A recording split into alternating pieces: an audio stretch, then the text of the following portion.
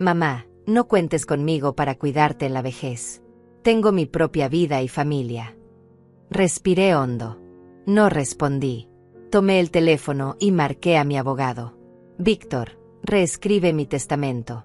Todo. A la mañana siguiente, Sebastián invadió mi casa. Entró sin tocar, con el rostro rojo de furia, gritando que como me atrevía a desheredarlo, que esa casa era suya por derecho, que él había contado con ese dinero toda su vida.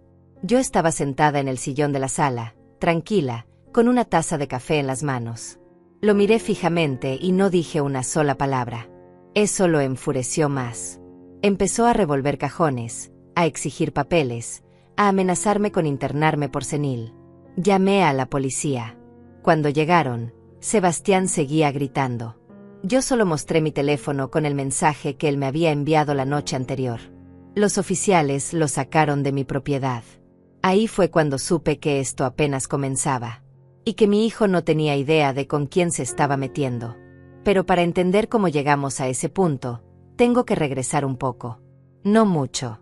Solo lo suficiente para que comprendan quién soy yo y que construí con estas manos que ahora tienen 64 años y algunas arrugas, pero que siguen siendo firmes. Me llamo Georgina. Soy viuda hace 8 años. Fui dueña de una empresa textil durante 40 años. No era un imperio, pero era mía. La levanté desde cero junto a mi esposo, cosiendo manteles en la mesa de nuestra cocina cuando Sebastián era apenas un bebé. Trabajamos 18 horas al día durante una década. Cuando finalmente pudimos contratar empleados, cuando abrimos la primera tienda física, cuando conseguimos contratos con hoteles y restaurantes importantes, sentí que todo el sacrificio había valido la pena. Mi esposo murió de un infarto fulminante. Fue tan rápido que no hubo tiempo ni para despedirse. Una mañana estaba desayunando conmigo, riendo por algo que vio en el periódico, y 3 horas después ya no estaba. Sebastián tenía 31 años. Vino al funeral con Lilia, su esposa, y estuvieron a mi lado durante los días más oscuros de mi vida. Pensé que siempre estaríamos unidos, que la familia era lo único que importaba, que el amor entre madre e hijo era inquebrantable. Qué ingenua fui. Después de la muerte de mi marido, me volqué en Sebastián. Era todo lo que me quedaba. Vendí la empresa textil un año después porque no tenía fuerzas para seguir sola.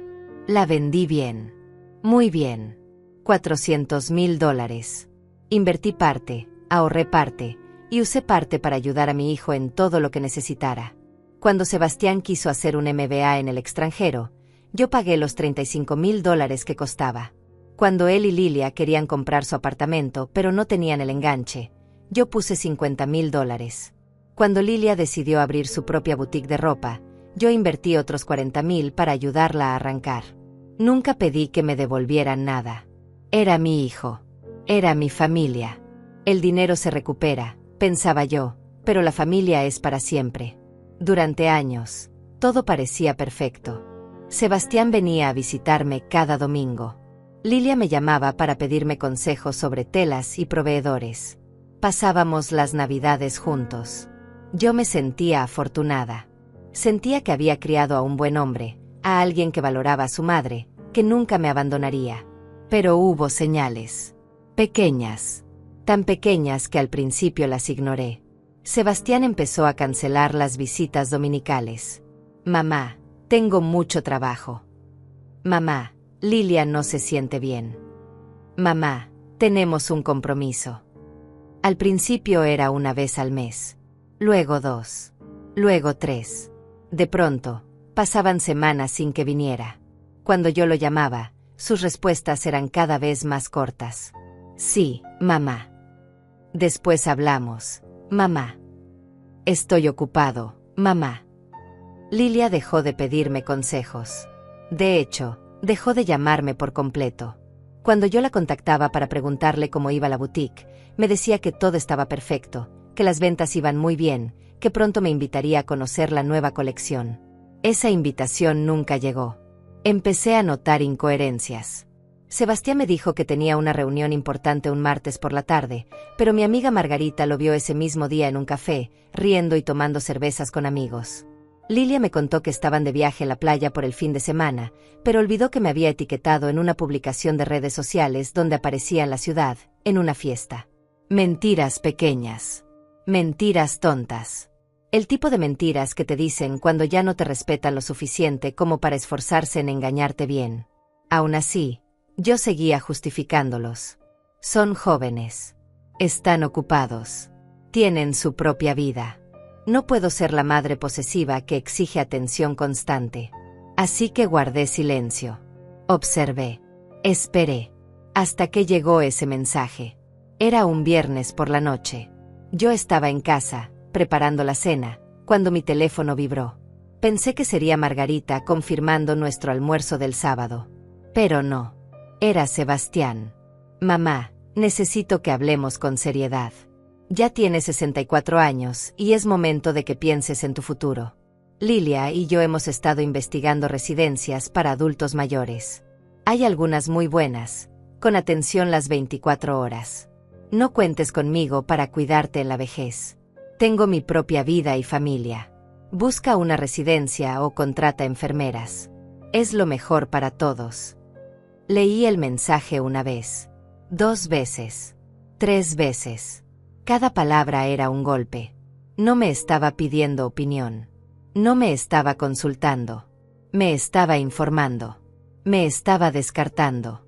Como si fuera un mueble viejo del que había que deshacerse. 64 años. Él hablaba como si yo estuviera al borde de la muerte, como si fuera una carga insoportable. Yo, que seguía caminando 5 kilómetros diarios. Yo, que manejaba mi propio coche. Yo, que administraba mis inversiones sin ayuda de nadie. Yo, que cocinaba, limpiaba y vivía de manera completamente independiente. Pero no era mi edad lo que me dolió. Era el desprecio. Era el mensaje implícito detrás de cada palabra. Ya no me necesitas, así que yo ya no te necesito. Me senté en la mesa de la cocina. Las manos me temblaban, pero no de miedo. De algo mucho más frío.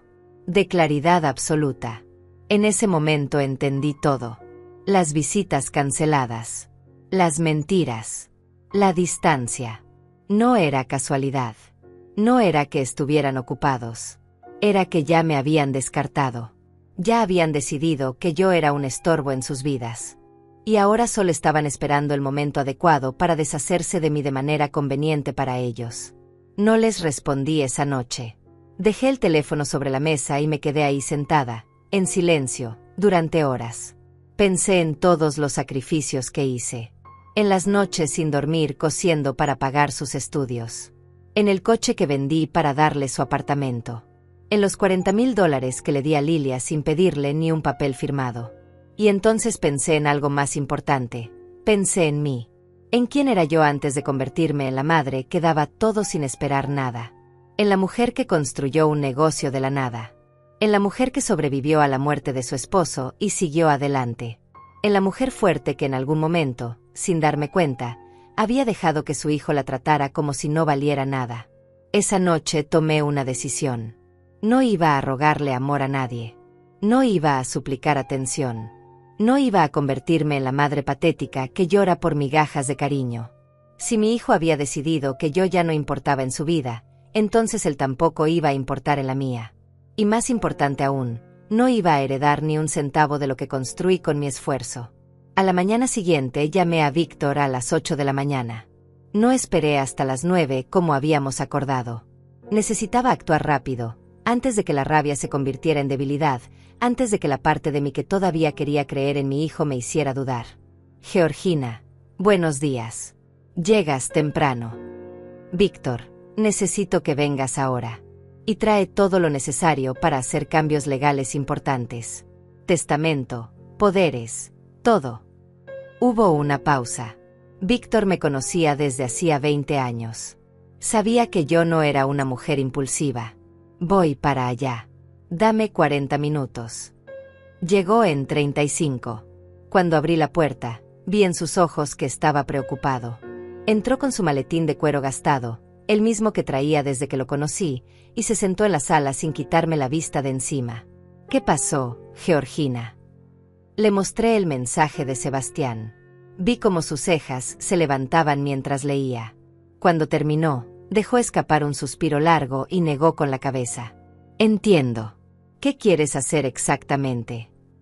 Quiero sacarlo completamente de mi testamento. Que no herede nada. Ni esta casa, ni mis ahorros, ni mis inversiones. Nada. Y quiero asegurarme de que legalmente no pueda reclamar después diciendo que estaba senil o que alguien me manipuló. Víctor asintió despacio. Podemos hacer eso. Pero Georgina, esto es irreversible. Una vez que firmemos, si cambias de opinión más adelante. No voy a cambiar de opinión. ¿Estás segura? Es tu único hijo. Precisamente por eso sé que no voy a cambiar de opinión. Un hijo que te dice que no cuentes con él para nada, que te trata como un estorbo, no es un hijo. Es un extraño que comparte tu sangre. Y yo no le dejo mi patrimonio a extraños. Víctor sacó documentos de su maletín. Pasamos 3 horas revisando cada detalle. Cambié el testamento completamente. Mi casa iría a una fundación de ayuda a mujeres viudas. Mis inversiones se dividirían entre 3 organizaciones de caridad que yo misma elegiría. Dejé una pequeña cantidad para Margarita, mi amiga de toda la vida, y otra para Joaquín, mi contador, que siempre había sido honesto conmigo. ¿Y Sebastián?, preguntó Víctor mientras escribía. Sebastián recibe exactamente lo que me pidió. Nada. 0. Ni $1. Quiero que quede por escrito que le excluyo deliberadamente, en pleno uso de mis facultades mentales, y que la razón es su abandono voluntario y su falta de respeto hacia mí. Víctor levantó la vista. Eso es muy duro, Georgina. No tan duro como decirle a tu madre de 64 años que busque una residencia porque no cuentas con ella. No pudo rebatir eso. Terminamos los documentos. Los firmé con mano firme. Víctor trajo 2 testigos de su oficina que certificaron que yo estaba completamente cuerda y consciente de lo que hacía. Cuando se fueron, me quedé sola en la casa, mirando las copias de los documentos sobre mi mesa. Sentí algo extraño. No era tristeza. No era arrepentimiento. Era alivio. Como si me hubiera quitado un peso enorme de encima. Durante años había cargado con la responsabilidad de ser la madre perfecta, de darlo todo, de sacrificarlo todo. Y ahora, por primera vez en décadas, había hecho algo solo para mí. Algo que me protegía a mí. El teléfono sonó esa tarde. Era Sebastián. No contesté. Volvió a llamar. Ignoré la llamada. Me escribió: «Mamá, ¿estás bien? ¿Por qué no contestas?» La hipocresía me dio náuseas. Ayer me decía que no contara con él, y hoy fingía preocupación. Le respondí con un mensaje corto: «Estoy bien. Ocupada. Hablamos después». No hubo después esa noche. Ni al día siguiente. Dejé que pasaran 3 días sin contestarle. Quería ver cuánto tardaba en desesperarse. Quería ver si realmente le importaba mi bienestar o si solo estaba checando que siguiera viva para no perder su herencia. El 4.º día llegó la respuesta. Pero no de la forma que esperaba. Eran las 7 de la mañana cuando escuché golpes violentos en mi puerta. Abrí y ahí estaba Sebastián, con el rostro desencajado, los ojos inyectados de rabia. Entró empujándome a un lado sin siquiera saludar. «¿Qué hiciste, mamá? ¿Qué mierda hiciste?» Me quedé helada. Nunca, en 39 años, lo había escuchado hablarme así. «Sebastián, baja la voz. ¿De qué hablas? No te hagas la tonta. Joaquín me lo contó. Cambiaste el testamento. Me desheredaste». Ahí estaba. La verdadera razón de su preocupación. No era porque no le contestara. Era porque se había enterado del testamento. Sentí una calma absoluta invadirme. Era la calma de quien tiene razón y lo sabe. Así es. Cambié mi testamento. ¿Cómo puedes hacerme esto? Soy tu hijo. Esa casa es mía. Ese dinero es mío. No, Sebastián. Esta casa es mía. Ese dinero es mío. Yo lo gané. Yo lo administré. Y yo decido qué hacer con él. Estás loca. Te volviste loca. Comenzó a caminar de un lado a otro, respirando agitadamente. Tiene que ser eso. Estás senil. Alguien te está manipulando. Ese maldito de Víctor te metió ideas en la cabeza. Nadie me manipuló. Tomé esta decisión completamente sola. Por un mensaje. Por un puto mensaje me desheredas. Estabas exagerando las cosas. Yo solo quería que pensaras en tu futuro. No, Sebastián.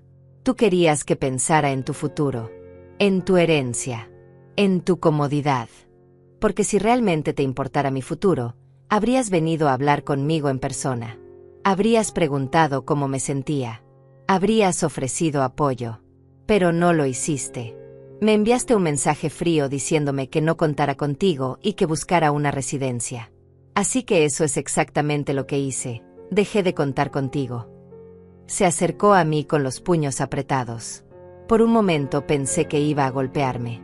Pero se contuvo. En cambio, señaló hacia la cocina. ¿Dónde están los papeles? Quiero ver esos documentos. No están aquí. Están en la oficina de Víctor, donde deben estar. Exijo verlos. Tengo derecho. No, no lo tienes. No tienes ningún derecho sobre mis decisiones. Y si no sales de mi casa ahora mismo, voy a llamar a la policía. Se rió. Una risa amarga, llena de desprecio. ¿La policía? ¿Contra tu propio hijo? ¿Ves? Estás completamente ida. Necesitas ayuda psiquiátrica. Sal de mi casa, Sebastián. No me voy hasta que me digas qué tengo que hacer para que cambies ese testamento. ¿Quieres que vaya a visitarte más seguido? ¿Es eso? ¿Quieres atención? Bien. Vendré cada domingo. ¿Quieres que Lilia te llame? Te llamará. Pero vas a cambiar ese testamento. Ahí estaba. La verdad desnuda. No le importaba yo. Le importaba el dinero. Estaba dispuesto a fingir amor, a fingir que le importaba, con tal de recuperar su herencia. Y lo peor es que probablemente pensaba que yo era tan tonta que iba a caer en ese juego. Tomé mi teléfono y marqué el 911. Cuando escuchó los tonos, sus ojos se abrieron con incredulidad. ¿En serio vas a hacer esto? 911. ¿Cuál es su emergencia? Escuché la voz del operador. Sí, necesito ayuda. Hay un hombre en mi casa que entró sin permiso y se niega a salir. Me siento amenazada. ¿Estás loca?, gritó Sebastián. Soy tu hijo. ¿Cuál es su dirección, señora?, preguntó el operador. Le di mi dirección. Sebastián me miraba como si no pudiera creer lo que estaba pasando. Como si yo fuera el monstruo. Como si él no hubiera entrado a mi casa gritando, exigiendo, amenazando. Ya vienen en camino, señora. Manténgase en la línea. Sebastián dio un paso atrás. Esto no se va a quedar así. Voy a impugnar ese testamento. Voy a demostrar que no estás en tus cabales. Voy a conseguir que un juez declare que necesitas un tutor. Y ese tutor voy a ser yo. Esas palabras me helaron la sangre. No porque me asustaran, sino porque confirmaban algo que había empezado a sospechar. Sebastián no solo quería mi herencia. Quería control sobre mí. Quería declararme incapaz para manejar mi propio dinero, mi propia vida. Quería convertirme en una prisionera legal. Pero no sabía con quién se estaba metiendo. Todavía no. La policía llegó en menos de 10 minutos. 2 oficiales tocaron la puerta y yo abrí con calma. Sebastián seguía adentro, ahora sentado en el sillón con los brazos cruzados, como si él fuera el dueño de la casa y yo la intrusa. Buenos días, señora. Recibimos un reporte de una persona no deseada en la propiedad. Sí, oficiales. Mi hijo entró sin mi permiso esta mañana, gritando y amenazándome. Le pedí que se fuera y se negó. Sebastián se levantó de un salto. Es mi madre. No es una persona no deseada. Vine porque estoy preocupado por ella. Está actuando de manera irracional. Uno de los oficiales, un hombre de unos 40 años con expresión seria, se volvió hacia él. Señor, esta es su casa. No, pero es mi madre. Tengo derecho a visitarla. Ella le dio permiso para entrar. Sebastián titubeó. No necesito permiso. Es mi madre. Señor, si la dueña de la propiedad le pide que se retire, usted debe hacerlo, sin importar su relación familiar. La señora le pidió que se fuera. Antes de que Sebastián pudiera responder, saqué mi teléfono. Oficiales, ¿puedo mostrarles algo? Les enseñé el mensaje que Sebastián me había enviado días atrás. El que decía que no contara con él, que buscara una residencia, que él tenía su propia vida. El oficial lo leyó completo. Su expresión cambió. Miró a Sebastián con algo que parecía desprecio apenas disimulado. Entiendo la situación, señora. Señor, necesito que abandone la propiedad ahora mismo. Esto es ridículo. Ella necesita ayuda. No está bien de la cabeza. Cambió su testamento por un mensaje. ¿Les parece normal? El otro oficial, más joven, intervino. Señor, lo que la señora haga con su testamento es su decisión personal. No es asunto nuestro ni suyo. Ahora, puede salir por las buenas o lo escoltamos. Usted decide. Sebastián me lanzó una mirada llena de odio puro. Un odio que nunca había visto en sus ojos. En ese momento dejó de ser mi hijo. Se convirtió en un extraño peligroso. Esto no termina aquí, mamá. Te lo juro que no termina aquí. Salió dando un portazo.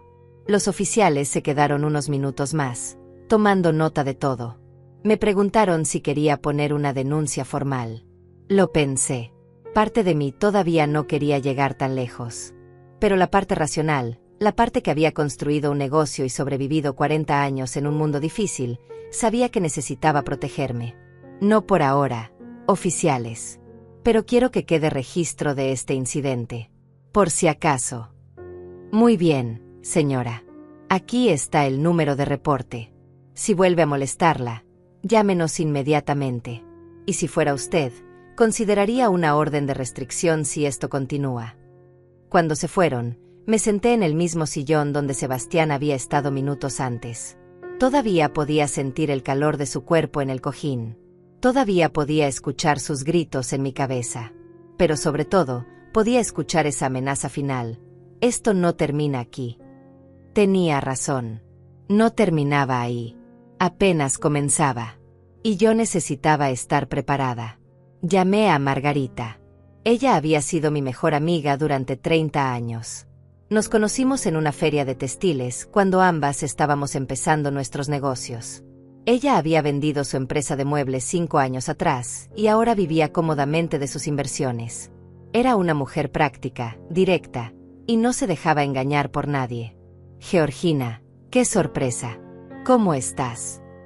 Margarita, necesito hablar contigo. ¿Puedes venir a mi casa? Algo en mi voz debió alertarla porque no hizo más preguntas. Voy para allá. Llegó en media hora con una bolsa de pan dulce y 2 cafés. Siempre pensando en los detalles. Nos sentamos en la cocina y le conté todo. El mensaje de Sebastián. El cambio de testamento. La invasión de esta mañana. La amenaza. Margarita me escuchó sin interrumpir. Cuando terminé, negó con la cabeza lentamente. Georgina, ese muchacho está perdido.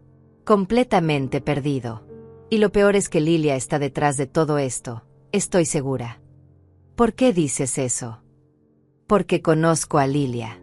La he visto en acción. Esa mujer es ambiciosa. Cuando abrió su boutique con tu dinero, yo la vi gastando como si fuera millonaria. Ropa cara, bolsas de diseñador, viajes. Y Sebastián cambió desde que se casó con ella. Antes era un buen chico, ¿te acuerdas? Un poco mimado quizás, pero buen chico. Ahora es un hombre amargado obsesionado con el dinero. Tenía razón. Sebastián había cambiado después de casarse. Al principio pensé que era normal, que estaba madurando, haciéndose más serio. Pero no era madurez. Era avaricia. Margarita, Sebastián dijo que iba a impugnar el testamento. Que iba a declararme incapaz. Que iba a conseguir ser mi tutor. Los ojos de Margarita se agrandaron. ¿Tutor? Georgina, eso es grave. Si consigue eso, tendría control total sobre tu dinero, sobre tus propiedades, sobre tu vida. Podrían internarte en contra de tu voluntad. Podrían venderte la casa. Podrían hacer lo que quisieran. Lo sé. Por eso necesito actuar rápido. Necesito protegerme antes de que él haga su movimiento. ¿Qué tienes en mente? Primero, voy a llamar a Joaquín. Necesito saber exactamente cuál es mi situación financiera. ¿Cuánto tengo? ¿Dónde está? ¿Cómo está protegido? Segundo, voy a conseguir evaluaciones médicas que demuestren que estoy completamente cuerda. Tercero, voy a investigar qué está pasando realmente con Sebastián y Lilia, porque estoy segura de que hay algo más detrás de todo esto. Margarita asintió. Yo te ayudo. De hecho, conozco a alguien que puede ayudarnos a investigar. Se llama Rodrigo. Es detective privado. Trabajó en un caso de mi prima hace 2 años. Es discreto y muy bueno en lo suyo. ¿Un detective privado? No es demasiado. Georgina, tu hijo te amenazó. Quiere declararte incapaz. Quiere quitarte todo lo que trabajaste durante 40 años. No, no es demasiado. Es necesario. Tenía razón. Llamé a Joaquín esa misma tarde. Él había sido mi contador durante 15 años, desde que mi esposo murió y yo necesité a alguien que me ayudara a manejar las finanzas sola. Era un hombre honesto, meticuloso, y nunca me había dado un solo motivo para desconfiar. Georgina, ¿qué puedo hacer por ti? Joaquín, necesito una auditoría completa de mi situación financiera.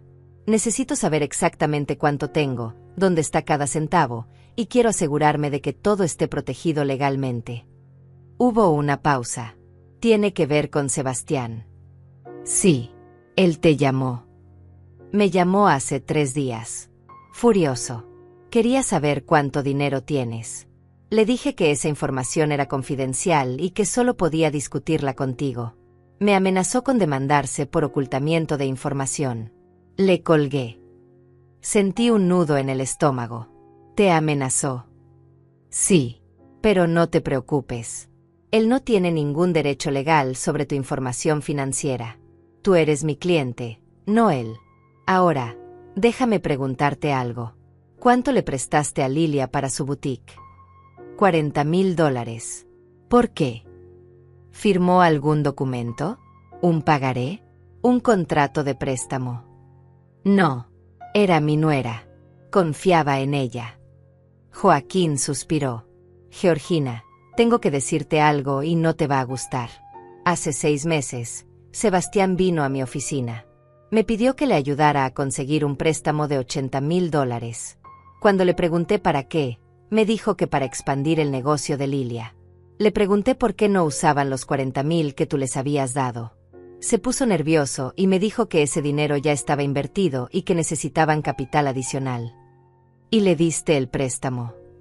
No, porque cuando revisé su situación financiera, descubrí que ya tenían deudas por más de $120,000.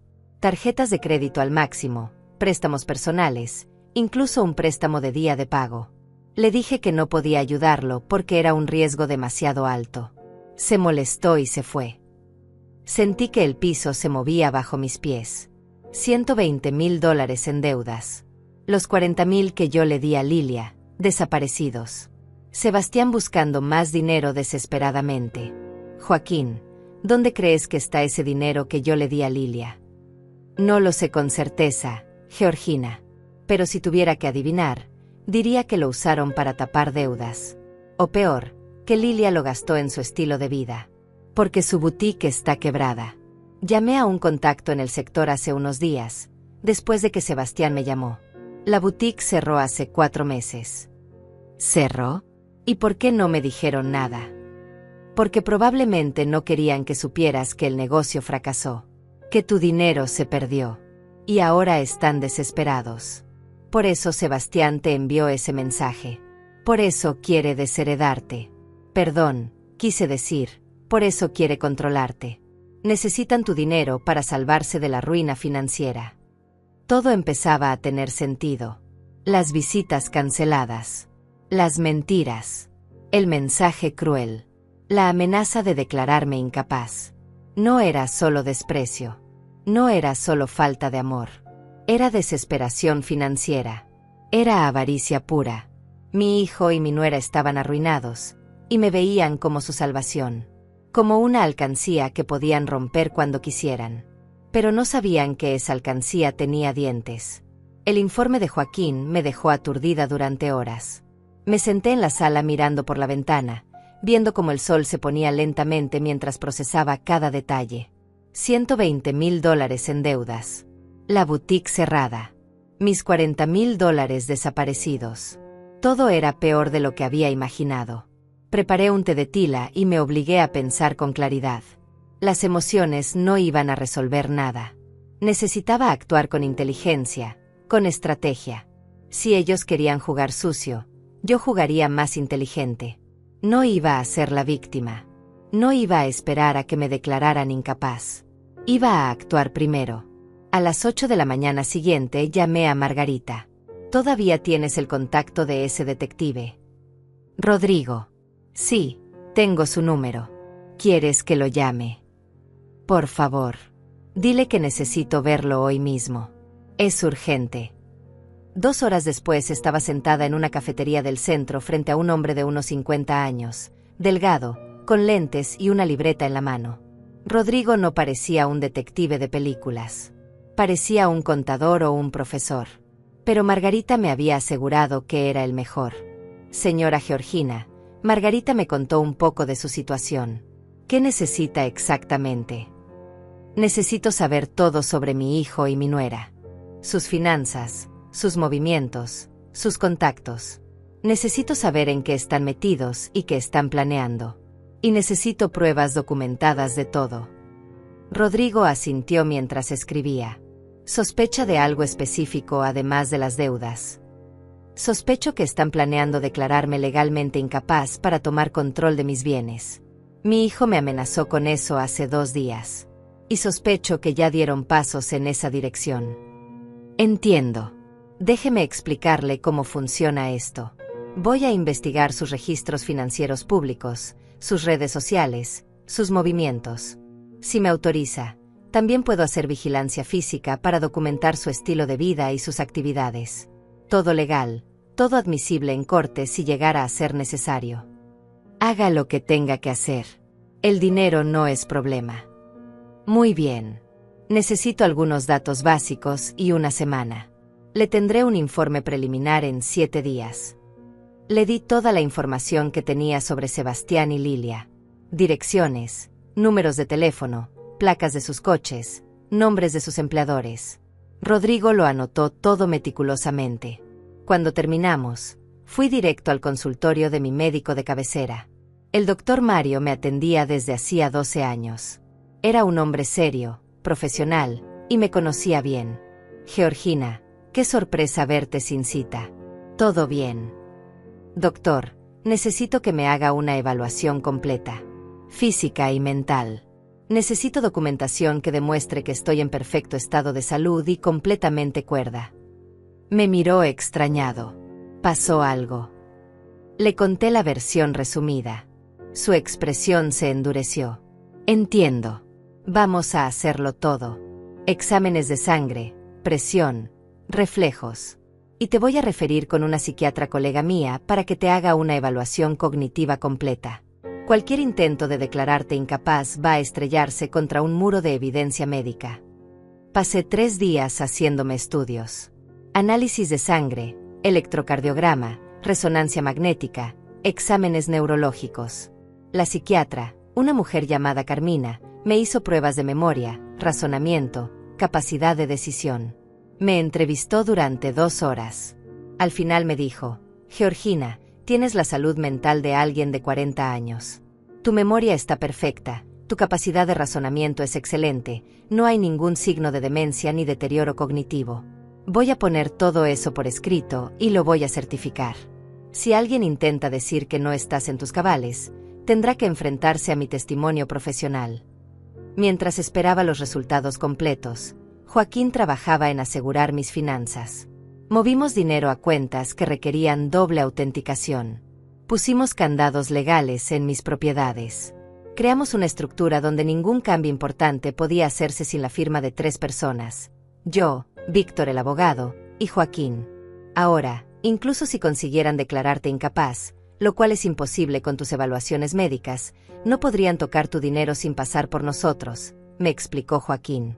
Pasó una semana. Sebastián no volvió a aparecer, pero tampoco me llamó ni me escribió. Ese silencio me preocupaba más que sus gritos. Significaba que estaba planeando algo. Y yo necesitaba saber qué. Rodrigo me llamó el 8º día. Señora Georgina, tengo el informe preliminar. Podemos vernos. Nos encontramos en la misma cafetería. Rodrigo puso un sobre grueso sobre la mesa. Encontré varias cosas interesantes. Primero, sus deudas son peores de lo que pensaba. No son $120,000. Son 180,000. Tienen 3 tarjetas de crédito embargadas, 2 préstamos personales en mora, y acaban de recibir una demanda de desalojo de su apartamento por falta de pago. Sentí un golpe en el estómago. Desalojo. Sí. Tienen 3 meses sin pagar renta. El dueño ya inició el proceso legal. Tienen hasta fin de mes para pagar o desalojar. Pero yo les di $50,000 para el enganche de ese apartamento. Se suponía que iban a comprarlo. Nunca lo compraron. El enganche que usted dio, lo usaron para pagar otras deudas. Siempre han rentado. Y ahora no pueden pagar ni la renta. Abrí el sobre. Dentro había fotografías. Sebastián y Lilia saliendo de restaurantes caros. Lilia con bolsas de tiendas de lujo. Sebastián conduciendo un coche deportivo que yo no conocía. Ese coche es rentado, explicó Rodrigo. Lo rentan por semanas para aparentar un estilo de vida que no tienen. Las cenas caras las pagan con tarjetas de crédito que ya están al límite. Las bolsas de diseñador, muchas son falsificaciones de buena calidad. Están viviendo una mentira completa. Seguí revisando. Había documentos. Extractos bancarios que Rodrigo había conseguido de fuentes públicas. Registros de demandas. Y algo que me heló la sangre, una solicitud formal para iniciar un proceso de interdicción. ¿Qué es esto? Es exactamente lo que Sebastián te amenazó que haría. Hace 4 días presentó una solicitud ante un juez para iniciar un proceso de interdicción. Básicamente, está alegando que tú no tienes capacidad mental para manejar tus propios asuntos y que él debería ser designado como tu tutor legal. Las manos me temblaron. Puede hacer eso. Puede intentarlo. Pero para que proceda, necesita presentar evidencia médica. Necesita que un doctor certifique que tú tienes problemas cognitivos. Y ahí es donde su plan se cae, porque tú ya tienes evaluaciones médicas recientes que demuestran exactamente lo contrario. ¿Cuándo es la audiencia? En 2 semanas. El juez va a escuchar argumentos de ambas partes. Sebastián tendrá que presentar su evidencia. Tú presentarás la tuya. Y créeme, con lo que tú tienes, este caso no va a prosperar. Pero había más en el sobre. Rodrigo sacó otras fotografías. Esto es lo más interesante. ¿Reconoces a esta mujer? Era una foto de Lilia hablando con un hombre mayor en la puerta de un edificio elegante. No. ¿Quién es? Se llama Joaquín. Perdón, me equivoqué de nombre en mis notas. Es un abogado llamado Ricardo, especializado en herencias y testamentos. Lilia se reunió con él 3 veces en los últimos 10 días. Logré conseguir información de una fuente dentro del bufete. Están consultando sobre cómo impugnar tu testamento. ¿Por qué motivos? Influencia indebida. Están alegando que alguien, probablemente Víctor, tu abogado, te manipuló para cambiar el testamento en contra de tu voluntad y en perjuicio de tu hijo. Es una estrategia común cuando alguien es desheredado. Me recosté en la silla. Era como estar en medio de una guerra. Sebastián atacando por un frente con la interdicción. Lilia atacando por otro con la impugnación del testamento. Los dos desesperados, los dos dispuestos a destruirme con tal de conseguir mi dinero. Hay más, continuó Rodrigo. Investigué los $40,000 que le diste a Lilia para su boutique. Según los registros comerciales, la boutique nunca tuvo inventario por más de $15,000. El resto del dinero simplemente desapareció. Mi teoría es que lo usaron para mantener su estilo de vida y pagar deudas previas. Puedes probarlo. Estoy trabajando en eso. Pero sí, creo que puedo conseguir suficiente evidencia. Básicamente, cometieron fraude. Te pidieron dinero con un propósito específico y lo usaron para otra cosa. Respiré profundo. ¿Qué más descubriste? Hablé con algunos vecinos del edificio donde viven. Hay quejas múltiples de peleas fuertes entre Sebastián y Lilia. Gritos sobre dinero, sobre deudas. Una vecina me dijo que escuchó a Lilia gritarle a Sebastián que era un inútil, que su madre era la única solución, y que tenía que convencerte como fuera de darles más dinero. Cada palabra era un golpe. Mi nuera, esa mujer a la que traté como a una hija, diciéndole a mi hijo que me manipulara. Y mi hijo, débil y desesperado, aceptando. Rodrigo, necesito que sigas investigando. Necesito saber todo.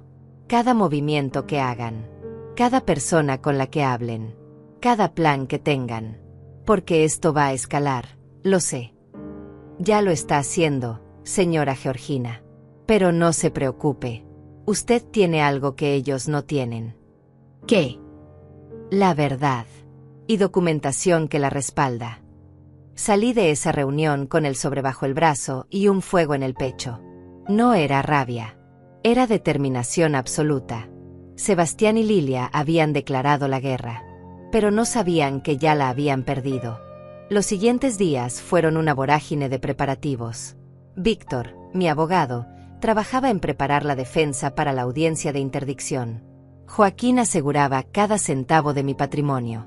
Rodrigo seguía investigando cada movimiento de Sebastián y Lilia. Y yo, en medio de todo ese caos, mantenía la calma. Una calma fría, calculada, que me sorprendía incluso a mí misma. Margarita venía todos los días a acompañarme. ¿Cómo lo haces, Georgina? ¿Cómo puedes estar tan tranquila cuando tu propio hijo te está haciendo esto? Porque si me derrumbo, ellos ganan. Y no voy a darles ese placer. 3 días antes de la audiencia, recibí una llamada inesperada. Era Lilia. Georgina, necesitamos hablar. Su voz sonaba dulce, casi suplicante, tan diferente del veneno que Rodrigo me había contado que escupía en su apartamento. No tengo nada que hablar contigo, Lilia. Por favor. Sé que las cosas se salieron de control. Sé que Sebastián cometió un error con ese mensaje. Pero somos familia. Podemos arreglarlo. ¿Arreglarlo? ¿Antes o después de que intenten declararme demente? Hubo un silencio. Yo no sabía nada de eso. Fue idea de Sebastián. Yo le dije que estaba mal, pero él no me escucha. Está desesperado por la situación financiera. Georgina, estamos en bancarrota. Vamos a perder el apartamento. Necesitamos ayuda. Ahí estaba. La verdad desnuda. No llamaba para reconciliarse. Llamaba para pedir dinero. Entonces consigan trabajos. Reduzcan gastos. Hagan lo que hace todo el mundo cuando tiene problemas financieros. Pero no cuenten conmigo. ¿Cómo puedes ser tan cruel? Sebastián es tu hijo. Tu único hijo. ¿Vas a dejarlo en la calle? Sebastián es un adulto de 39 años que tomó decisiones terribles. Que mintió. Que despilfarró $180,000. Que me dijo que no contara con él. Y ahora quiere que yo rescate sus errores. No. Lilia. Se acabó. Te vas a arrepentir. Cuando estés vieja y sola, te vas a arrepentir. Ya estoy vieja, según ustedes. Y prefiero estar sola que rodeada de buitres. Colgué. Las manos me temblaban, pero no de miedo. De rabia contenida. Lilia había intentado manipularme con lágrimas y súplicas, y cuando no funcionó, recurrió a las amenazas. Eran predecibles. Patéticos. Víctor llegó esa tarde con buenas noticias. Conseguí algo importante. El abogado que Sebastián contrató para el proceso de interdicción es un tipo llamado Ricardo Mendoza. Tiene historial de casos dudosos. 3 de sus últimos 5 casos de interdicción fueron rechazados por falta de evidencia. Y en 2 de ellos, los jueces lo amonestaron por presentar documentación fraudulenta. Documentación fraudulenta. Certificados médicos falsos. Evaluaciones psiquiátricas inventadas. Básicamente, su estrategia es fabricar evidencia. Y estoy seguro de que eso es exactamente lo que planea hacer con tu caso. ¿Cómo lo detenemos? Ya lo hice. Presenté una moción ante el juez alertándolo sobre el historial de Mendoza y solicitando que cualquier evidencia médica que presente sea verificada directamente con los profesionales que supuestamente la emitieron. También presenté tus evaluaciones médicas reales, certificadas por médicos con 30 años de experiencia.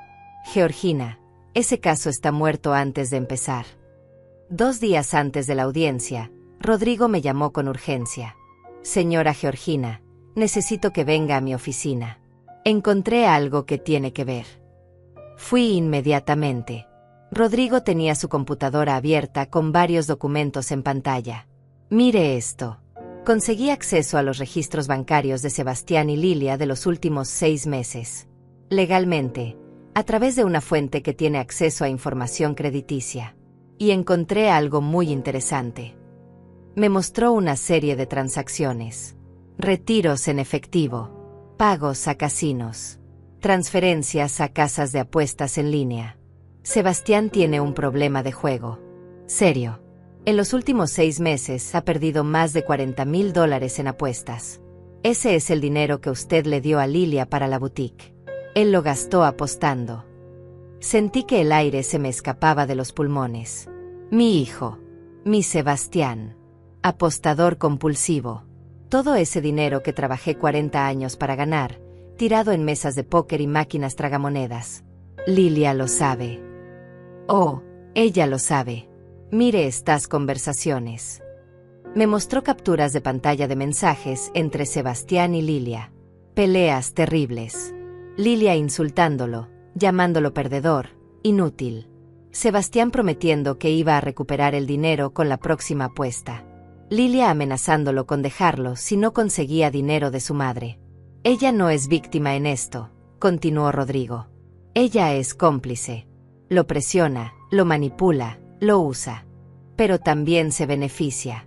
Mire estos cargos en su tarjeta de crédito. Ropa, joyas, tratamientos de belleza. Mientras Sebastián perdía dinero apostando, ella lo gastaba en lujos. ¿Cuánto saben ellos que tú estás investigando? Nada. He sido muy cuidadoso. Pero aquí viene lo interesante. Ayer Lilia se reunió otra vez con el abogado Mendoza. Mi contacto en el bufete me dijo que están preparando una estrategia alternativa en caso de que falle la interdicción. ¿Qué estrategia? Van a alegar que tú le prometiste a Sebastián la herencia toda su vida, que él tomó decisiones financieras basadas en esa promesa, que cambiar el testamento ahora constituye un daño emocional y financiero. Van a pedir que un juez ordene que el testamento sea revertido o que se te obligue a darle al menos el 50% de tu patrimonio. Me quedé mirándolo. Pueden hacer eso. Pueden intentarlo. Pero es una demanda débil. Las promesas verbales sobre herencias no son vinculantes. Y tú tienes derecho absoluto de disponer de tus bienes como quieras. Además, con la evidencia que tenemos de su conducta, de sus mentiras, del dinero que despilfarró, cualquier juez va a ver claramente quién es la víctima aquí. Rodrigo, necesito que sigas investigando. Necesito saber cada paso que den antes de que lo den. Ya estoy en eso. Tengo vigilancia en su apartamento. Tengo un contacto dentro del bufete de Mendoza. Y tengo acceso a sus comunicaciones electrónicas. Si planean algo, lo voy a saber. Salí de la oficina de Rodrigo con una claridad absoluta. Esto no era solo una pelea por dinero. Era una batalla por mi dignidad, por mi autonomía, por mi derecho a decidir sobre mi propia vida. Y yo no iba a perder. La noche antes de la audiencia, Víctor vino a mi casa para repasar todo. Trajimos a Joaquín también. Los 3 nos sentamos en mi comedor con montañas de documentos, evaluaciones médicas, registros bancarios, fotografías de la investigación de Rodrigo. Mañana va a ser intenso, dijo Víctor. Sebastián y su abogado van a atacarte. Van a tratar de pintarte como una mujer senil, confundida, manipulada. Van a decir que tus decisiones no tienen sentido. Van a tratar de hacerte enojar para que pierdas la calma. No voy a perder la calma. Lo sé, pero necesito que estés preparada. Van a decir cosas horribles. Van a mentir. Van a distorsionar la verdad. Y tú vas a tener que sentarte ahí y escucharlo todo sin reaccionar. Puedo hacerlo. Joaquín intervino. Georgina, También tengo que decirte algo. Sebastián me llamó ayer. Me ofreció $20,000 si yo testificaba a su favor. Si yo decía que has estado actuando errática con tus finanzas, que has hecho movimientos extraños, que has mostrado signos de confusión. ¿Y qué le dijiste? Le dije que se fuera al infierno. Y grabé la conversación. Intentar sobornar a un testigo es un delito. Mañana voy a presentar esa grabación al juez. Víctor sonrió. Cada vez que intentan algo, se entierran más. Es casi cómico. Pero yo no me reía, porque sabía que al día siguiente iba a tener que sentarme en una sala y escuchar a mi propio hijo decirle a un juez que yo estaba loca, que no podía cuidar de mí misma, que necesitaba que él controlara mi vida, y tendría que mantener la compostura mientras mi corazón se rompía en 1000 pedazos. La sala del tribunal era más pequeña de lo que esperaba. Paredes color crema, luces fluorescentes, y un olor a papel viejo que me recordaba a las oficinas gubernamentales donde tramité los permisos de mi empresa décadas atrás. Llegué 30 minutos antes con Víctor y Joaquín. Los tres vestidos formalmente, con carpetas llenas de documentos que probaban mi cordura, mi capacidad, mi derecho a decidir sobre mi propia vida.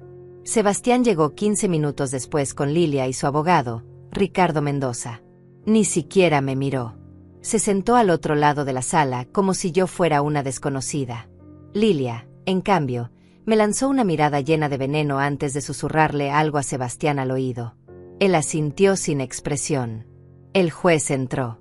Un hombre de unos 60 años, canoso, con lentes y una expresión seria que no revelaba nada. Se sentó, revisó los documentos frente a él y habló. Estamos aquí para la audiencia preliminar del caso de interdicción solicitado por el señor Sebastián Morales contra la señora Georgina Morales. Señor Mendoza, puede comenzar. El abogado de Sebastián se levantó. Era un hombre bajo, regordete, con un traje que le quedaba apretado y una sonrisa falsa que me dio náuseas. Su señoría, estamos aquí porque mi cliente está profundamente preocupado por el bienestar de su madre. La señora Georgina Morales tiene 64 años y en las últimas semanas ha mostrado comportamientos erráticos e irracionales que sugieren un deterioro cognitivo significativo. Víctor tomó notas sin levantar la vista. Yo mantuve las manos quietas sobre mi regazo, la espalda recta, la mirada fija en el juez. La señora cambió su testamento de manera abrupta y sin motivo aparente, continuó Mendoza. Desheredó completamente a su único hijo, el señor Sebastián, quien ha sido un hijo devoto y atento toda su vida.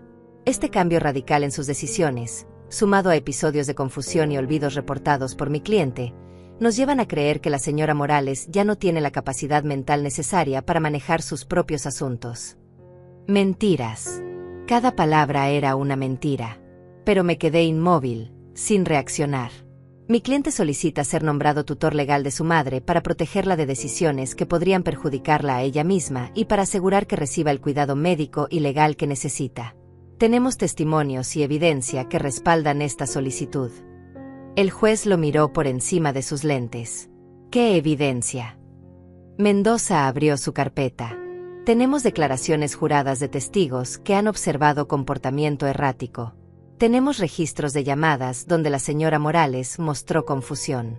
Y tenemos una evaluación preliminar de un médico que sugiere posible deterioro cognitivo. Víctor se levantó inmediatamente. Su señoría, solicito revisar esa evaluación médica ahora mismo. El juez asintió. Mendoza, con expresión incómoda, le pasó unos papeles a Víctor. Mi abogado los leyó durante 30 segundos y luego miró al juez. Su señoría, esta supuesta evaluación está firmada por un doctor Ramírez que, según mis investigaciones, tuvo su licencia médica suspendida hace 2 años por mala praxis. Además, la evaluación está fechada hace 3 semanas, pero mi clienta nunca ha visitado a este médico. Nunca ha hablado con él. Esta es una evaluación completamente fraudulenta. El rostro del juez se endureció. Miró a Mendoza. ¿Es esto cierto? Mendoza palideció. Su señoría, yo recibí este documento de buena fe. No tenía conocimiento de que presentó evidencia ante esta corte sin verificarla. Yo confié en la información que mi cliente. Sebastián se levantó de su asiento. Yo no sabía nada de eso. Fue él quien consiguió esa evaluación. El juez golpeó el mazo. Silencio. Señor Mendoza, estoy muy cerca de desestimar este caso inmediatamente y reportarlo al Colegio de Abogados. ¿Tiene alguna otra evidencia que no sea fraudulenta? Mendoza sudaba visiblemente. Tenemos los testimonios, Su Señoría. Mi cliente puede testificar sobre el comportamiento de su madre. Proceda. Sebastián subió al estrado. Levantó la mano derecha y juró decir la verdad. Luego se sentó y miró a su abogado, evitando cuidadosamente mirarme a mí. Señor Morales, comenzó Mendoza, ¿puede describir el comportamiento reciente de su madre? Sí. Hace unas semanas, mi madre de repente cambió su testamento. Sin razón. Yo siempre he sido un buen hijo. La visito regularmente, me preocupo por ella, y de la nada me desheredó completamente. Cuando le pregunté por qué, no pudo darme una respuesta coherente. Solo me gritó y llamó a la policía. Eso no es normal. Víctor garabateó algo en su libreta. Yo seguía inmóvil. ¿Ha notado otros cambios? Sí. Olvida conversaciones que tuvimos. Repite las mismas historias. El otro día me llamó pensando que era mi padre, que murió hace 8 años. Está claramente confundida. Cada mentira era más descarada que la anterior. Pero el juez tomaba nota sin expresión. ¿Por qué cree que necesita ser su tutor? Porque la amo. Es mi madre. Y no puedo verla destruir su vida por decisiones que toma cuando no está en sus cabales. Necesita protección. Necesita ayuda. Y yo soy la única familia que tiene. Mendoza se sentó satisfecho. Víctor se levantó para el contrainterrogatorio. Señor Morales, dice que visita a su madre regularmente. ¿Con qué frecuencia? Sebastián titubeó. Bueno, regularmente. Una vez por semana, más o menos. ¿De verdad? Víctor sacó un documento. Tengo aquí registros de llamadas y mensajes. En los últimos 6 meses, usted visitó a su madre exactamente 3 veces. Y 2 de esas visitas duraron menos de 20 minutos. Eso es regularmente. Yo he estado ocupado con el trabajo. Entiendo. Hablemos de ese mensaje que le envió a su madre hace 2 semanas. El que decía, y cito, no cuentes conmigo para cuidarte en la vejez. Tengo mi propia vida y familia. Busca una residencia. Eso le suena a un hijo devoto y preocupado. Sebastián se puso rojo. Ese mensaje fue sacado de contexto. Yo estaba molesto ese día. ¿Molesto por qué? Por cosas personales. Tiene problemas financieros, señor Morales. Objeción, gritó Mendoza. No es relevante. El juez lo miró. Voy a permitir la pregunta. La motivación del demandante es absolutamente relevante en un caso de interdicción. Víctor continuó. Tiene deudas por más de $180,000. El silencio en la sala era absoluto. Sebastián miraba al piso. Responda la pregunta, señor Morales, ordenó el juez. Sí, tengo deudas. ¿Y está enfrentando un desalojo de su apartamento por falta de pago? Sí. Y su madre le dio $50,000 hace 3 años para el enganche de ese apartamento que usted nunca compró. Yo, sí, pero... Y le dio otros $40,000 a su esposa para un negocio que quebró hace 4 meses. Eso no tiene nada que ver. Tiene todo que ver. Usted está en bancarrota. Necesita dinero desesperadamente. Y su madre, que tiene un patrimonio considerable, acaba de desheredarlo. Así que decidió declararla incapaz para tomar control de ese dinero. No es así. No. Estoy preocupado por ella. Tan preocupado que le dijo que buscara una residencia. Tan preocupado que intentó sobornar al contador de su madre con $20,000 para que testificara en su contra. Sebastián palideció.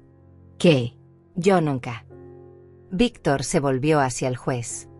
Su señoría, tengo una grabación de esa conversación. El señor Joaquín Ruiz, contador de mi clienta, grabó la llamada donde el señor Morales le ofreció dinero a cambio de falso testimonio. El juez miró a Sebastián con una mezcla de disgusto y decepción. Señor Morales, intentó sobornar a un testigo. Sebastián abrió la boca, pero no salió ningún sonido. Lilia se levantó de su asiento. Esto es una trampa. Están manipulando todo. El juez golpeó el mazo. Señora, siéntese o la haré desalojar de mi sala. Víctor volvió a su asiento. No tengo más preguntas, su señoría. Creo que las motivaciones del demandante están muy claras. El juez respiró profundo. Señor Mendoza, ¿tiene más testigos?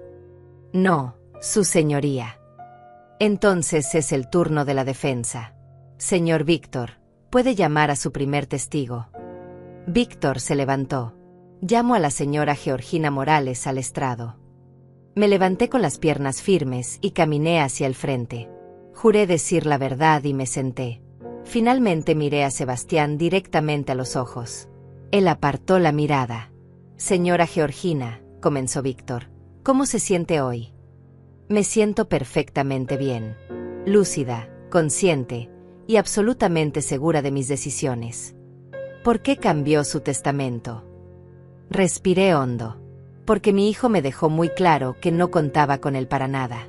Y yo decidí que si él no contaba conmigo como madre, yo no contaría con él como heredero. Fue una decisión consciente, racional y justa. Víctor continuó con las preguntas. Señora Georgina, ¿puede decirnos qué hizo ayer? Ayer me levanté a las 7 de la mañana. Desayuné avena con fruta. Salí a caminar 5 kilómetros por el parque como hago todos los días. Regresé, me bañé, hice llamadas para revisar mis inversiones con mi asesor financiero, almorcé ensalada de pollo, leí un libro sobre historia europea que compré la semana pasada, y en la tarde vine aquí a prepararme para esta audiencia con usted y con Joaquín. ¿Le parece eso el comportamiento de alguien con deterioro cognitivo? No, señor. Su hijo alegó que usted lo llamó pensando que era su difunto esposo. ¿Es eso cierto? Nunca he hecho eso. Es una mentira absoluta. Víctor sacó varios documentos.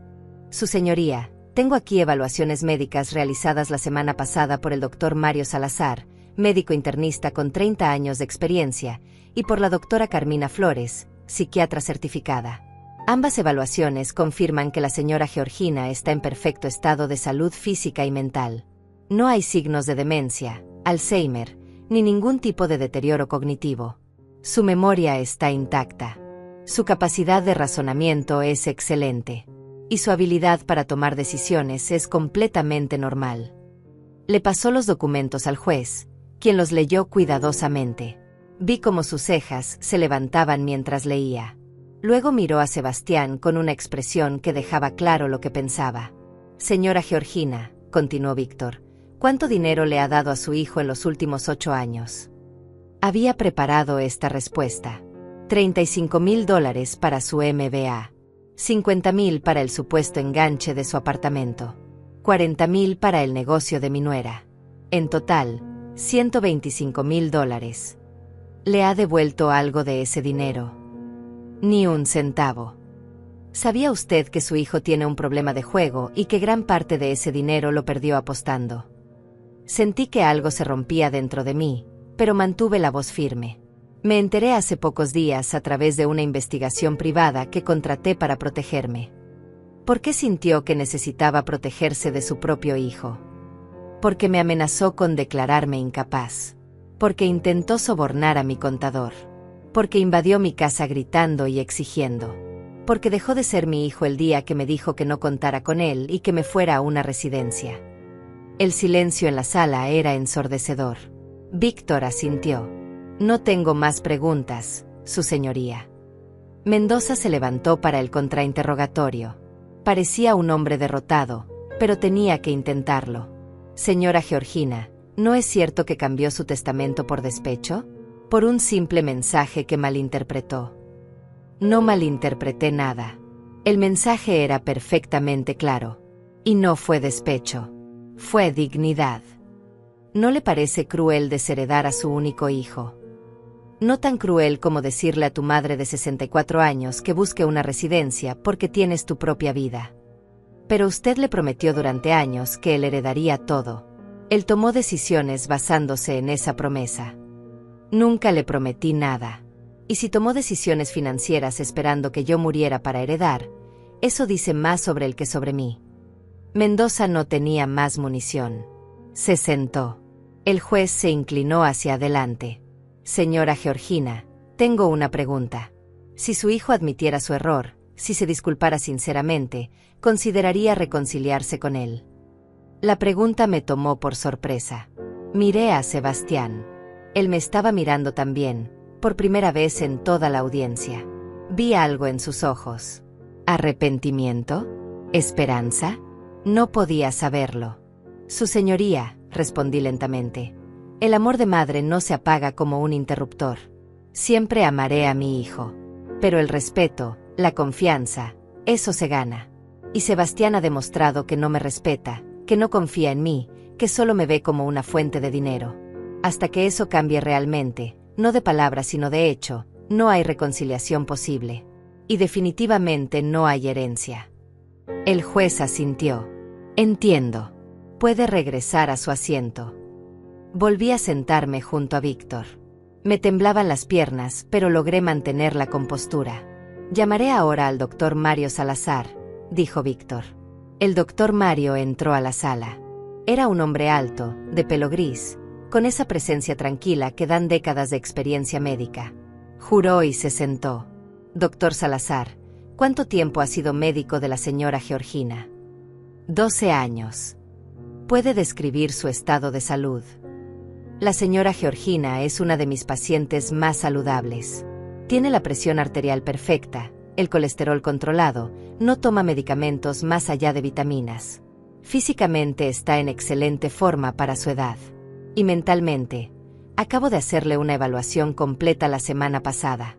Su función cognitiva es impecable. ¿Vio algún signo de demencia, confusión o deterioro mental? Absolutamente ninguno. De hecho, su puntaje en las pruebas cognitivas fue superior al promedio para su grupo de edad. En su opinión médica profesional, la señora Georgina tiene capacidad para manejar sus propios asuntos. Sin ninguna duda, está completamente capacitada. Mendoza ni siquiera intentó contrainterrogar.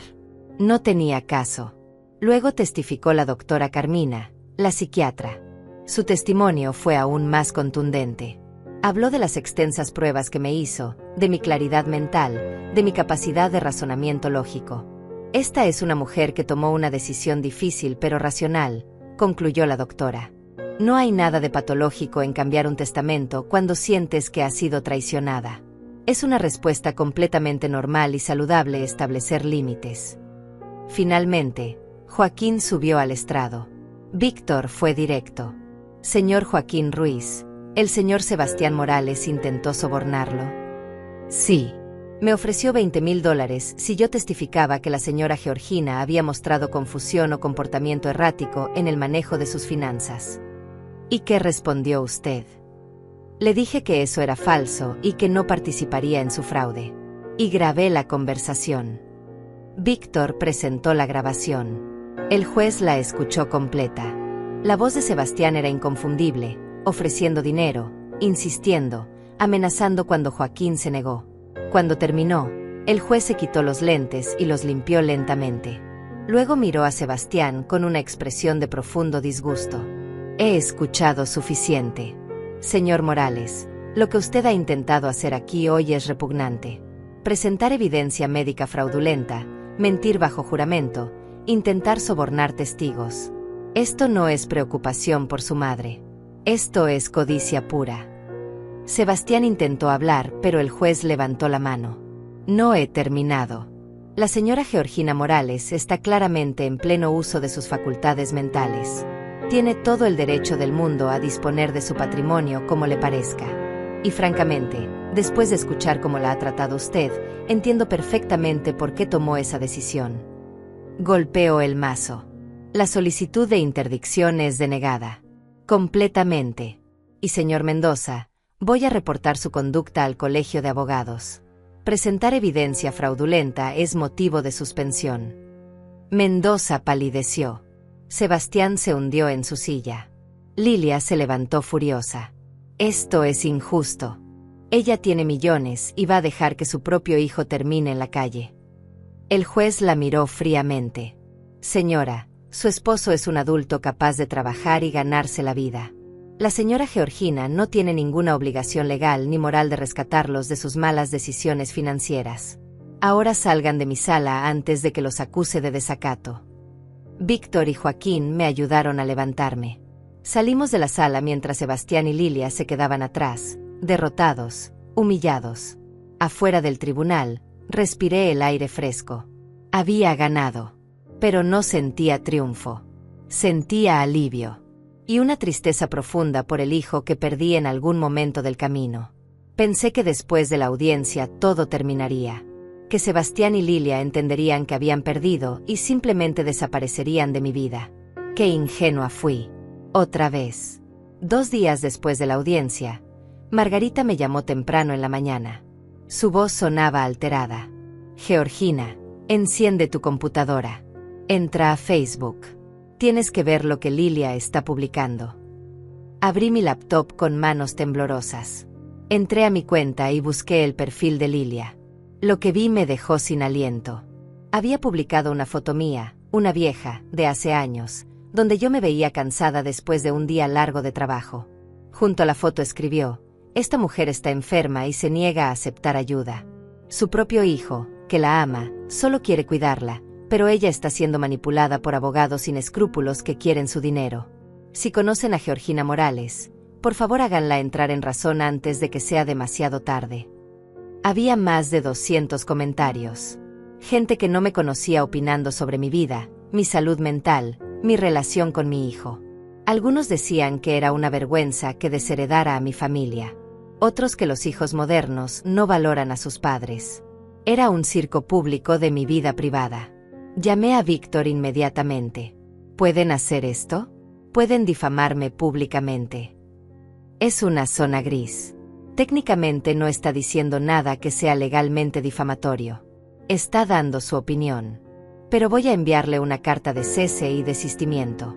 Y si continúa, podemos demandarla por acoso y daño a tu reputación. Esa misma tarde, Rodrigo me llamó. Señora Georgina, tenemos un problema. Sebastián y Lilia están contactando a gente que usted conoce. Antiguos empleados de su empresa, vecinos, conocidos. Les están contando su versión de la historia. Que usted está senil, que la están manipulando, que necesita ayuda. ¿Para qué? Ya perdieron en el tribunal. Creo que están construyendo una campaña pública. Si logran que suficiente gente crea su versión, pueden intentar presionarla socialmente. O peor, están buscando a alguien que esté dispuesto a testificar a su favor para un nuevo intento legal. Me senté en mi sillón, agotada. ¿Cuándo termina esto? Cuando ya no tengan nada que ganar. O cuando las consecuencias de continuar sean peores que rendirse. Esa noche no comí. Me quedé sentada en la oscuridad de mi sala pensando en cómo había llegado hasta aquí. Como un hijo que cargué en mi vientre, que amamanté, que crié con todo mi amor, se había convertido en este extraño cruel que intentaba destruirme públicamente. Al día siguiente empezaron las llamadas. Antiguos compañeros de trabajo preguntándome si estaba bien. Vecinos mirándome con lástima en la calle. Una prima lejana me escribió diciendo que había escuchado que estaba enferma y ofreciéndome ayuda. La humillación era insoportable. Pero luego pasó algo inesperado. Elsa, una de mis antiguas empleadas de la empresa textil, publicó su propia respuesta en redes sociales. Trabajé para Georgina Morales durante 15 años. Es la mujer más íntegra, inteligente y fuerte que conozco. Si ella tomó la decisión de desheredar a su hijo, tengan por seguro que tuvo razones poderosas. Y conociendo a Sebastián, que venía a la empresa a exigir dinero a su madre y trataba mal al personal, no me sorprende nada de lo que está pasando. Dejen de creer chismes y respeten las decisiones de una mujer adulta y completamente capaz. Otros empezaron a comentar apoyándome. Gente que me conocía de verdad. Que sabía quién era yo. Poco a poco, la narrativa empezó a cambiar. Las publicaciones de Lilia empezaron a recibir comentarios negativos. Gente llamándola interesada, manipuladora, sinvergüenza. Pero Sebastián y Lilia no se rindieron. Una semana después, Apareció un artículo en un blog local de chismes. Empresaria desheredó a su hijo por consejo de abogado interesado. El artículo estaba lleno de medias verdades y mentiras directas. Decía que Víctor me había manipulado para cambiar el testamento y quedarse con mi dinero. Que yo estaba aislada y confundida. Que mi hijo solo quería ayudarme. Víctor demandó al blog por difamación. El artículo fue eliminado en 3 días y el blogger tuvo que publicar una retractación. Pero el daño estaba hecho. Mi nombre estaba en internet asociado con escándalos familiares. Rodrigo continuaba vigilando. Me informaba de cada movimiento. Sebastián había contactado a 3 abogados más buscando alguno que aceptara intentar otro caso de interdicción. Todos lo rechazaron después de revisar la evidencia del primer juicio. Lilia intentó acercarse a Joaquín otra vez, esta vez ofreciéndole $30,000 por información sobre mis cuentas bancarias. Joaquín la grabó también y me entregó la evidencia. Están desesperados, me dijo Joaquín. Completamente desesperados. Y la gente desesperada hace cosas estúpidas. Tenía razón. Porque 2 semanas después de la audiencia, recibí una carta certificada. Era una demanda civil. Sebastián me demandaba por daño emocional y promesa incumplida. Alegaba que durante toda su vida yo le había prometido que heredaría mi patrimonio, que él había tomado decisiones financieras basándose en esa promesa, y que cambiar el testamento constituía un incumplimiento de contrato verbal que le había causado sufrimiento emocional. Pedía $150,000 en compensación. Víctor leyó la demanda y se rió. Esto es ridículo. No tiene ninguna base legal. Las promesas verbales sobre herencias futuras no son contratos vinculantes. Y el sufrimiento emocional tiene que ser probado, no solo alegado. Vamos a pedir que esto sea desestimado inmediatamente. Pero mientras esperábamos la fecha de la audiencia para la desestimación, las cosas empeoraron. Alguien, probablemente Lilia, filtró mi dirección a un grupo de Facebook de justicia familiar. Empecé a recibir mensajes de desconocidos insultándome, llamándome mala madre, egoísta, cruel.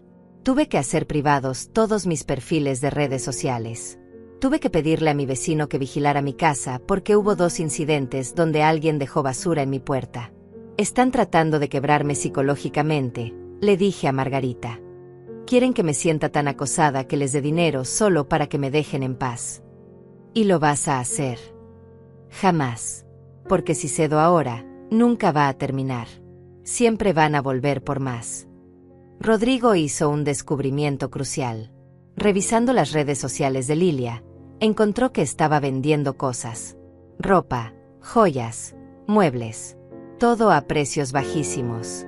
Estaban liquidando todo lo que tenían. Van a ser desalojados en menos de 2 semanas, me informó Rodrigo.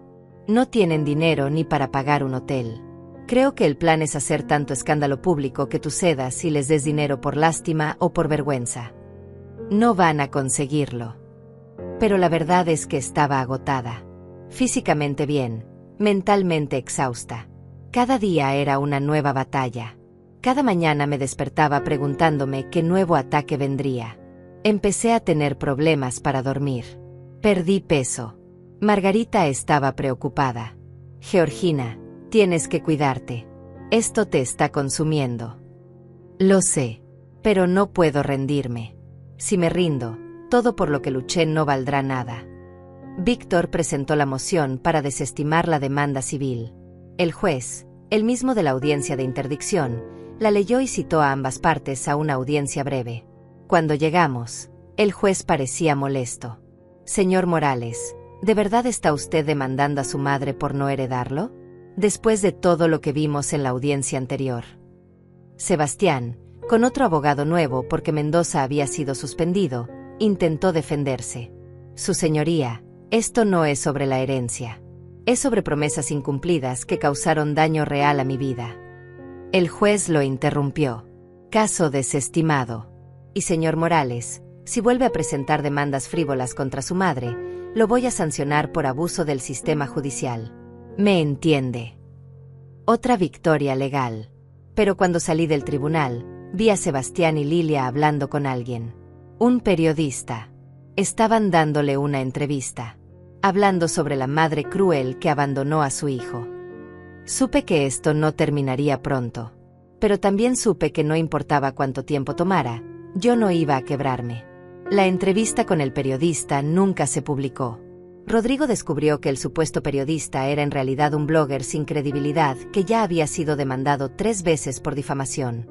Cuando Víctor le envió una carta amenazándolo con acciones legales si publicaba algo, el hombre desapareció. Pero ese fue el último movimiento desesperado de Sebastián y Lilia. Una semana después, fueron desalojados de su apartamento. Rodrigo me envió fotos de sus pertenencias en la calle, de ellos cargando cajas hacia un camión de mudanza viejo. Se mudaron a un departamento diminuto en una zona barata de la ciudad. La boutique de Lilia estaba oficialmente en bancarrota. Sebastián había perdido su trabajo después de que su empleador se enterara de los escándalos legales. Habían caído completamente. Y fue su propia avaricia la que los destruyó. Margarita vino esa tarde con vino y pastel. Se terminó. Georgina, ganaste. Pero yo no sentía que había ganado nada. Había perdido a mi hijo. Sí, él me había traicionado, mentido, intentado destruirme. Pero seguía siendo mi hijo. Y una parte de mí, esa parte de madre que nunca muere, lloraba por él. ¿Alguna vez te arrepientes?, me preguntó Margarita. ¿De desheredarlo? No. ¿De perder la relación que pensé que teníamos? Todos los días. Pero no puedes extrañar algo que nunca fue real. Yo amaba a un hijo que no existía. El verdadero Sebastián es un hombre que solo me veía como una cuenta bancaria. 2 meses pasaron en relativa paz. Sin demandas, sin acosos, sin drama público. Poco a poco volví a mi vida normal. Caminatas diarias, almuerzos con Margarita, lectura, viajes cortos a ciudades cercanas. Recordé quién era yo antes de convertirme en la madre que lo daba todo. Una tarde de octubre, 3 meses después de la audiencia, alguien tocó mi puerta. Miré por la mirilla y mi corazón se detuvo. Era Sebastián. Solo. Sin Lilia. Con ropa arrugada, barba de días, ojeras profundas. Se veía destruido. No abrí inmediatamente. Me quedé ahí parada, debatiendo. Finalmente, respiré hondo y abrí la puerta. Pero no lo dejé entrar. ¿Qué quieres, Sebastián? Se quedó callado durante largos segundos. Cuando habló, su voz estaba rota. Vine a decirte que tenías razón. En todo. Ah, sí. Lilia me dejó. Hace 2 semanas. Se fue con un tipo que tiene dinero. Me dijo que yo era un fracasado, que nunca debió casarse conmigo, que perdí nuestra única oportunidad de salvarnos cuando no pude quitarte tu dinero. No sentí satisfacción al escucharlo. Solo una tristeza profunda. Perdí mi trabajo. Perdí mi apartamento. Perdí todo. Y lo peor es que perdí a mi madre por mi propia codicia. Tenía lágrimas en los ojos. No vine a pedirte dinero. No vine a pedirte que me perdones. Solo vine a decirte que lo siento. Y que tú eras la única persona en el mundo que realmente me amaba, y yo te traté como basura. Me quedé mirándolo. Parte de mí quería abrazarlo, decirle que todo estaría bien, rescatarlo como siempre había hecho. Pero la parte más fuerte, la parte que había aprendido a respetarse a sí misma, sabía que no podía hacer eso. Sebastián, aprecio que hayas venido a disculparte. Pero las disculpas son solo palabras. Lo que necesitas es cambiar de verdad. Necesitas buscar ayuda para tu problema de juego. Necesitas conseguir un trabajo honesto y aprender a vivir dentro de tus posibilidades.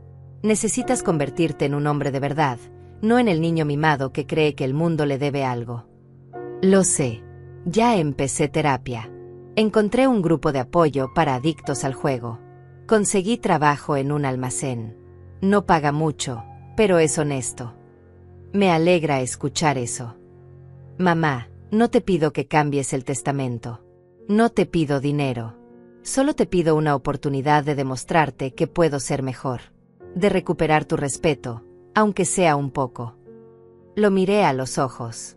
Vi algo que no había visto en años. Sinceridad. Vulnerabilidad real. No la manipulación que solía usar cuando quería algo. Está bien, Sebastián. Puedes demostrarme que cambiaste. Pero va a tomar tiempo. Mucho tiempo. Y no va a ser fácil. Porque la confianza que destruiste no se reconstruye de la noche a la mañana. Lo entiendo. Y déjame ser clara, el testamento no va a cambiar. Aunque te conviertas en el hijo perfecto, mi dinero irá a las fundaciones que elegí. Porque esa decisión no fue solo sobre ti. Fue sobre mí. Sobre mi derecho a decidir qué hacer con lo que trabajé toda mi vida. Lo acepto. No vine por eso. Entonces podemos intentar reconstruir algo. No sé si alguna vez volveremos a ser madre e hijo como antes. Ese puente está quemado. Pero quizás podamos construir uno nuevo. Diferente. Más honesto. Sebastián asintió, las lágrimas corriendo por su rostro. Gracias, mamá. No me des las gracias todavía. Demuéstramelo con acciones. Se fue. Yo cerré la puerta y me apoyé contra ella. Lloré. Por primera vez en meses, lloré. No de tristeza, no de rabia. De liberación. Margarita tenía razón. Había ganado. No porque recuperara a mi hijo, sino porque recuperé algo más importante.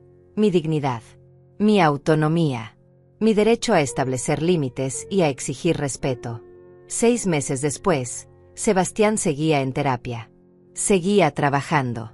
Me llamaba una vez por semana, conversaciones cortas donde me contaba sobre su progreso. No pedía nada. Solo compartía. Yo escuchaba, cautelosa pero esperanzada. No sé si algún día lo perdonaré completamente. No sé si volveremos a tener una relación real. Pero aprendí algo valioso. El amor no significa permitir el abuso. Ser madre no significa sacrificar tu dignidad. Y a veces, decir no es el acto de amor más grande que puedes dar. Vendí mi casa grande y me mudé a un apartamento más pequeño cerca del mar. Doné parte del dinero a refugios para mujeres víctimas de abuso familiar. Invertí otra parte en un fondo para becas universitarias para jóvenes de bajos recursos. El resto lo guardé para vivir cómodamente el tiempo que me quede. Viajo con Margarita. Leo libros que siempre quise leer. Tomo clases de pintura. Vivo para mí por primera vez en décadas. Y cuando miro atrás a todo lo que pasé, no siento arrepentimiento. Siento orgullo. Porque me enfrenté a la traición más dolorosa que existe y salí del otro lado más fuerte, más sabia, más libre. Le diría a cualquier persona que esté pasando por algo similar: tu valor no depende de cuánto das. Tu amor no se mide por cuánto sacrificas. Y tienes todo el derecho del mundo de protegerte, incluso de tu propia familia. Porque al final del día, la única persona que estará contigo hasta el último momento eres tú misma. Y mereces tratarte con el mismo amor y respeto que das a los demás. Aprendí esa lección tarde en la vida. Pero la aprendí. Y ahora, a mis 64 años, finalmente soy libre. Entonces te pregunto a ti, que escuchaste mi historia, si alguien que amas te traicionara, te usara, te descartara, ¿tendrías el valor de defenderte? ¿O seguirías dándolo todo esperando que algún día te valoraran? Piénsalo bien. Porque tu dignidad no tiene precio. Y nadie, absolutamente nadie, tiene derecho a quitártela. Ni siquiera tu propia sangre.